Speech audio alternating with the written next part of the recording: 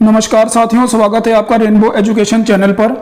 आज की वीडियो में हम मॉड्यूल 3 बच्चों की सीखने की प्रक्रिया को समझना, बच्चे कैसे सीखते हैं के मूल्यांकन में पूछे जाने वाली सभी 40 प्रश्नों के उत्तर देखेंगे।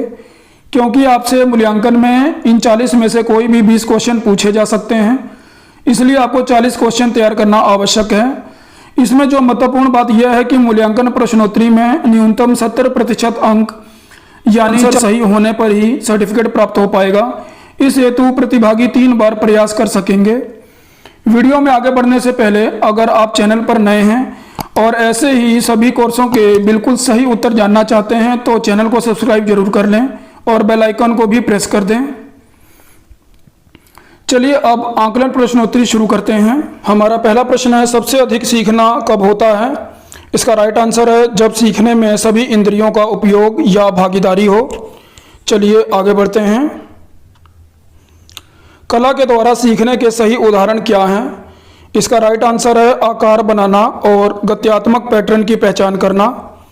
चलिए अगले प्रश्न की तरफ चलते हैं। सामग्री के साथ परस्पर संवाद का क्या अर्थ है?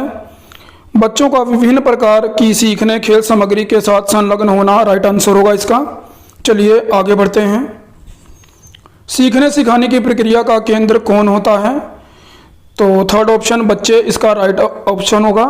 चलिए आगे बढ़ते हैं। जो बच्चे बहुत प्रश्न पूछते हैं वे कैसे हो सकते हैं? इसका राइट आंसर होगा जिज्ञासु। चलिए आगे बढ़ते हैं। बच्चों के सीखने में शिक्षक की क्या भूमिका होनी चाहिए? इसका राइट आंसर है सहायक बनना। चलिए आगे बढ़ते हैं। सीखने के अनुभव शुरू करने से पहले शिक्षक को क्या करना चाहिए? इसका राइट आंसर होगा बच्चों की सीखने की आवश्यकताओं का पता लगाएं। चलिए आगे बढ़ते हैं। संभावित रुचि में क्या शामिल है? इसका राइट आंसर है किसी ऐसी चीज में रुचि जिसके बारे में बच्चा जानता नहीं है, शायद जब जाना जाए तो उसमें ही उसकी रुचि हो जाए। चलिए आगे बढ़ते हैं। जानकारी प्राप्त करने के 4 साधन क्या हैं? इसका राइट आंसर है दृश्य, श्रव्य, गति संवेदी और स्पर्श। चलिए आगे बढ़ते हैं।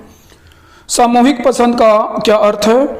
इसका राइट आंसर है किसी विशेष परस्पर संवाद को प्राथमिकता देना, जैसे अकेले कार्य करना, साथी के साथ कार्य करना, बड़े छोटे समूह में कार्य करना। चलिए आगे बढ़ते हैं। कक्षा के बाहर वातावरण, प्रकृति तक पहुंच और समय करके अनुभव किस प्रकार की बुद्धिमत्ता को प्रोत्साहित करने के उदाहरण हैं? इसका राइट आंसर है समीक्षात्मक बुद्धिमत्ता।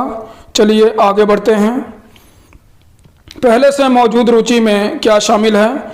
इसका राइट आंसर है किसी चीज में अत्यधिक रुचि या विशेष लगाव। चलिए आगे बढ़ते हैं। करके सीखने का अनुभव का क्या अर्थ है? इसका राइट आंसर है करके सीखना। चलिए आगे बढ़ते हैं। उच्च श्रेणी की बुद्धि वाले बच्चे का क्या अर्थ है? इसका राइट आंसर है अक्सर विविध प्रकार से सोचने वाला। चलिए आगे बढ़ते हैं। अधिकतर बच्चों की सीखने की पसंद को क्या प्रभावित करता है? इसका राइट आंसर है मस्तिष्क का रुझाव, जेंडर और निजी अनुभव। चलिए अगले प्रश्न पे। चिंतनशील बनने से बच्चों को कैसे मदद मिलती है? इसका राइट आंसर है नई परिस्थितियों और अनुभव के प्रबंधन के लिए पूर्व अनुभवों का प्रयोग करके। चलिए आगे बढ़ते हैं। बच्चों की रुचि जानना, इसके अंतर्गत कौन सी रुचियां आती हैं? इसका राइट आंसर है पहले से मौजूद रुचि और संभावित रुचि। चलिए आगे बढ़ते हैं। गतिविधि रुचि क्षेत्र के सही उदाहरण क्या हैं? इसका राइट आंसर है कला, खोज, ब्लॉक, संगीत। चलिए अगले प्रश्न पे। बच्चों के वर्तमान स्कूल कार्य और भविष्य के शैक्षिक या आजीविका के लक्ष्य के बीच सह संबंध कब देखा जाता है? इसका राइट आंसर है जब बच्चे उस काम में शामिल होते हैं जिसमें उन्हें आनंद आता है।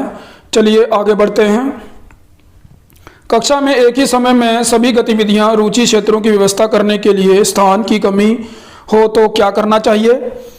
इसका राइट आंसर है एक समय में कम से कम 4 की व्यवस्था करना और प्रत्येक 15 दिन में बारी बारी बदलते रहना। चलिए आगे बढ़ते हैं। बड़ों के साथ परस्पर संवाद का क्या अर्थ है? इसका राइट आंसर है अभिभावक और शिक्षक स्वयं बच्चों के साथ मिलकर सीखने की प्रक्रिया में बच्चों की सहायता करेंगे। चलिए आगे बढ़ते हैं। बच्चों की सुरक्षा सुनिश्चित करने के लिए गतिविधि रुचि क्षेत्र की मुख्य विशेषता क्या है? इसका राइट आंसर है कक्षा में हर तरफ से पहुंच में हो। चलिए आगे बढ़ते हैं। सीखना क्या है? इसका राइट आंसर है एक सक्रिय, सहयोगपूर्ण और सामाजिक प्रक्रिया है। चलिए आगे चलते हैं। एनसीएफ 2005 का पूर्ण रूप क्या है? नेशनल करिकुलम फ्रेमवर्क 2005 इसका राइट आंसर है। चलिए आगे बढ़ते हैं। कक्षा में 3 प्रकार के परस्पर संवाद कौन कौन से हैं? इसका राइट आंसर है साथियों के साथ परस्पर संवाद, बड़ों के साथ परस्पर संवाद और वस्तु या सामग्री के साथ परस्पर संवाद। चलिए आगे बढ़ते हैं। सक्रिय और स्वैच्छासी ऑटोनॉमस छात्र बनने के लिए बच्चों को क्या करना चाहिए? इसका राइट आंसर है जिज्ञासु, पहल करने वाले, आत्मविश्वासी, खोजी प्रवृत्ति वाले और चिंतनशील बनकर। चलिए आगे बढ़ते हैं। बच्चों की आवश्यकताओं का अनुमान लगाने के 3 तरीके के नाम क्या हैं? इसका राइट आंसर है बच्चों की रुचि जानना, पसंद जानना, सीखने की शैली को जानना। चलिए आगे बढ़ते हैं। सृजनात्मक बुद्धि का अर्थ है, इसका राइट आंसर है नवीन और अनपेक्षित तरीकों से विचारों और समस्याओं को संबोधित करना। चलिए आगे बढ़ते हैं। हमारे पास कितनी इंद्रियां हैं? इसका राइट आंसर है 5। चलिए आगे बढ़ते हैं। बच्चों को सीखने के पूर्व ज्ञात अनुभव कैसे प्राप्त होते हैं? इसका राइट आंसर है प्रतिदिन के अनुभव जिनके बच्चे सामना करते हैं। चलिए आगे बढ़ते हैं। बच्चे बेहतर कब सीखते हैं? इसका राइट आंसर है जब स्वयं करके सीखने में युक्त रहते हैं। चलिए आगे बढ़ते हैं। बच्चों के अलग अलग सीखने के तरीके और सीखने की गति किसके फलस्वरूप होती है? इसका राइट आंसर है जानकारी ग्रहण करने, परिस्थिति की समीक्षा करने और निर्णय लेने के तरीके। चलिए आगे बढ़ते हैं। 5 इंद्रियों के नाम क्या हैं? इसका राइट आंसर है देखना, स्वाद, स्पर्श, सूंघना और सुनना। चलिए आगे बढ़ते हैं। एक बार बच्चों को सीखने की आवश्यकताओं की खोज करने के बाद शिक्षक को क्या करना चाहिए? इसका राइट आंसर है सीखने की योजना या निर्देशात्मक प्रक्रिया बनाएं। चलिए आगे बढ़ते हैं। गतिविधि रुचि क्षेत्रों का मुख्य उद्देश्य क्या है? इसका राइट आंसर है अपनी पसंद की गतिविधि में खेलना और भाग लेना। चलिए आगे बढ़ते हैं। कक्षा में कितने प्रकार के परस्पर संवाद होते हैं? इसका राइट आंसर है 3। चलिए आगे बढ़ते हैं। सीखने के तरीके जानने से हम क्या समझते हैं? इसका राइट आंसर है निजी पसंद। चलिए आगे बढ़ते हैं। बच्चों की आवश्यकताओं का अनुमान लगाने के कितने तरीके हैं? इसका राइट आंसर है 3। चलिए आगे बढ़ते हैं।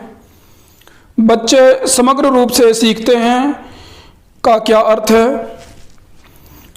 इसका राइट आंसर है बच्चे सभी प्रकार के स्रोतों से जानकारी ग्रहण करते हैं।